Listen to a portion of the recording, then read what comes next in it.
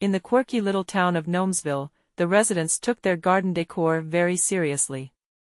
Every yard was meticulously decorated with vibrant flowers, perfectly trimmed hedges, and most importantly, an array of whimsical lawn gnomes. The gnomes were the pride of Gnomesville, each one unique and often passed down through generations. Among the most avid gnome enthusiasts were Mr. and Mrs. Pickles, an elderly couple whose yard boasted an impressive collection of over 50 gnomes.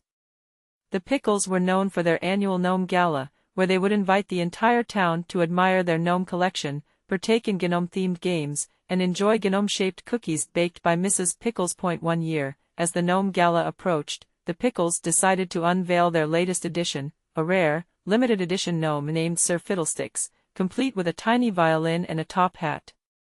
News of Sir Fiddlesticks spread quickly, and the townsfolk eagerly awaited the gala to catch a glimpse of the prized gnome. However, just a week before the event, disaster struck. Mr. Pickles woke up one morning to find Sir Fiddlesticks missing from his spot in the garden. In his place was a ransom note written in a spidery hand: "We have Sir Fiddlesticks. If you ever want to see him again, deliver 10 of your finest gnomes to the old oak tree by midnight." Panic ensued. The Pickles were heartbroken, and the town was in an uproar. Who would commit such a heinous act?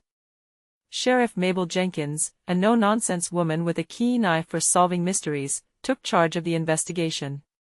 "We need to figure out who has the motive and means to pull off a gnome heist," she declared at an emergency town meeting held in the Pickles' living room. As the investigation began, rumors flew.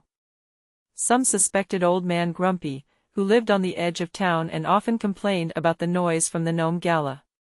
Others pointed fingers at the young troublemakers, Timmy and Tommy Tucker, who were always up to no good. Sheriff Jenkins, however, had her suspicions about someone else entirely: Veronica Bloom, the town's rival gnome enthusiast. Veronica was known for her envy of the Pickles collection and her desire to outshine them at every turn. Determined to get to the bottom of the mystery, Sheriff Jenkins decided to set a trap. She gathered the 10 gnomes as demanded by the ransom note but secretly attached tiny GPS trackers to each one. Then, with the help of a few trusted townsfolk, she staked out the old oak tree, waiting for the culprits to make their move. As midnight approached, the tension was palpable. The moon cast eerie shadows as the townsfolk huddled behind bushes and trees, holding their breath. Suddenly, a rustling noise broke the silence. 2 figures emerged from the darkness, creeping towards the oak tree. They were wearing hooded cloaks, but one of them had a familiar, distinctive limp. Sheriff Jenkins couldn't believe her eyes. It was Old Man Grumpy, but he wasn't alone. His accomplice was none other than Veronica Bloom. Just as they reached for the gnomes, Sheriff Jenkins and her team leaped from their hiding spots, flashlights illuminating the scene. "Caught you red-handed," she exclaimed. Old Man Grumpy and Veronica froze, their plan foiled. All right, we give up," Grumpy grumbled. "We just wanted to teach the Pickles a lesson for always showing off." Veronica, her envy getting the best of her, added, "And I wanted to have the best gnome in town for once." Sheriff Jenkins shook her head, unable to suppress a smile. "All this over some garden gnomes? You two are going to have a lot of explaining to do."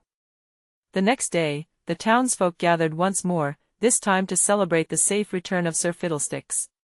The Pickles, grateful and relieved, decided to turn the incident into a positive lesson. They invited Old Man Grumpy and Veronica to the Gnome Gala, forgiving their misguided attempt at gnome theft.